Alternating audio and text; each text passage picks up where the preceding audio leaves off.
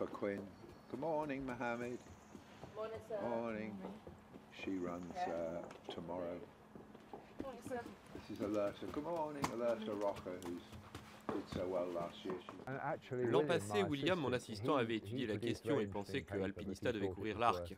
Mademoiselle Rosing et moi-même, on a eu le sentiment que si tout allait bien, on le ferait cette année. Et l'objectif est là. J'étais ravi de voir Torquator Tasso gagner l'arc l'an passé, car cela montrait que la performance d'Alpinista, quand elle l'a battu en Allemagne, était bien meilleure qu'on l'imaginait.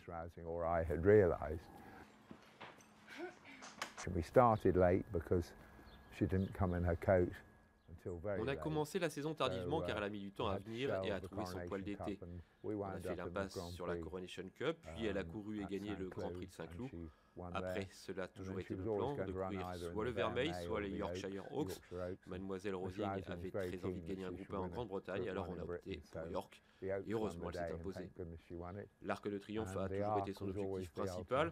On a fait un peu un jeu de 1, 2, 3 soleils pour y arriver très doucement, mais bien sûr, le jour J reste à venir.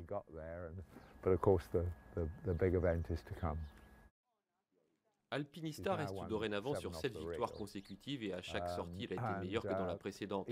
Dans l'arc, il faudra qu'elle progresse encore et la question de savoir si elle atteint ses limites ou si elle a encore un peu de marge, mais son principal atout est qu'elle est très facile.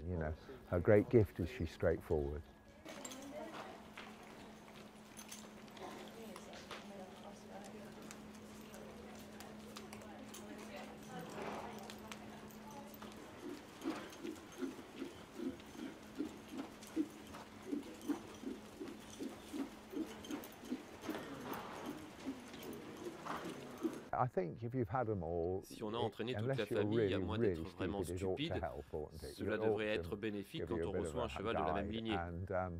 Alors j'ai déjà eu Albanova, sa sœur Alba Roda, sa fille qui est la mère d'Alpinista. C'est la troisième génération que j'entraîne et ils sont tous un point commun, ils sont très bons et en général ils ont bon caractère. Alpinista n'a jamais couru en terrain lourd, mais elle a déjà gagné sur le souple et tout autre terrain. Elle n'est pas compliquée. Mes anciens assistants français surveillent la situation pour moi. Ils me disent que le peloton devrait être fourni le jour de l'Arc de Triomphe et que la surface devrait être rapide, ce qui n'est pas un problème, étant donné qu'elle a une bonne pointe de vitesse. Les statistiques nous disent qu'une stalle à l'extérieur complique bien évidemment les choses. Mais Alpinista a toujours montré de la polyvalence tactiquement. Elle peut aller devant ou attendre. En fait, sa principale qualité est surtout son talent, bien sûr, mais aussi sa maniabilité. Et ça, c'est très important.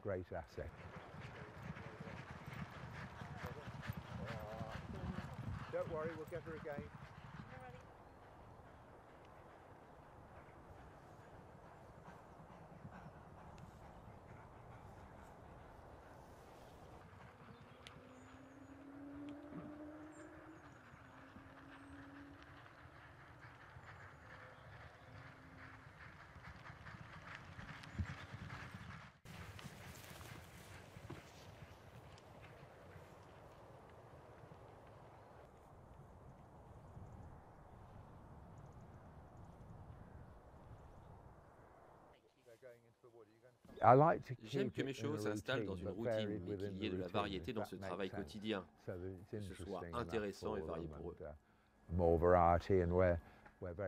Nous avons la chance d'être installés dans une écurie très ancienne, peut-être la première écurie professionnelle au monde, en tous les cas ici à Newmarket.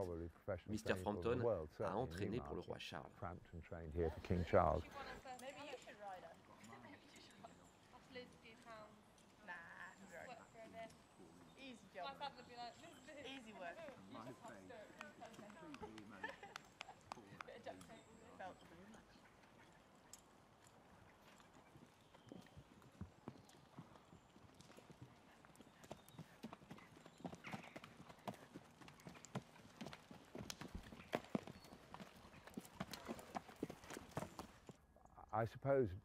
En tant que Britannique, je préférais bien évidemment gagner le Derby d'Epsom que l'arc, mais je vous promets, je ne vais pas pinailler et je serais ravi de remporter l'arc.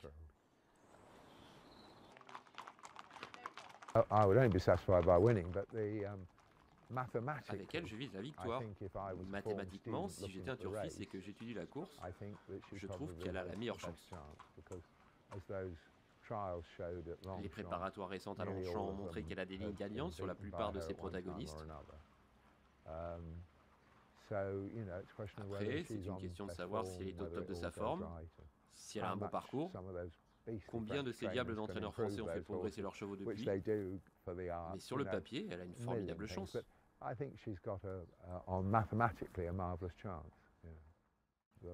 La dernière jument de 5 ans à avoir remporté le prix de l'Arc de Triomphe, c'était en 1937 et c'était Corrida. Un bien joli nom selon moi. Les statistiques sont contre nous, mais en fait, très peu de juments de 5 ans ont participé à l'Arc parce que la plupart sont déjà au haras. C'est assez impressionnant d'imaginer qu'on va essayer d'inverser presque 100 ans d'histoire. Rather awesome prospect that you're overturning nearly 100 years of endeavour. Yeah.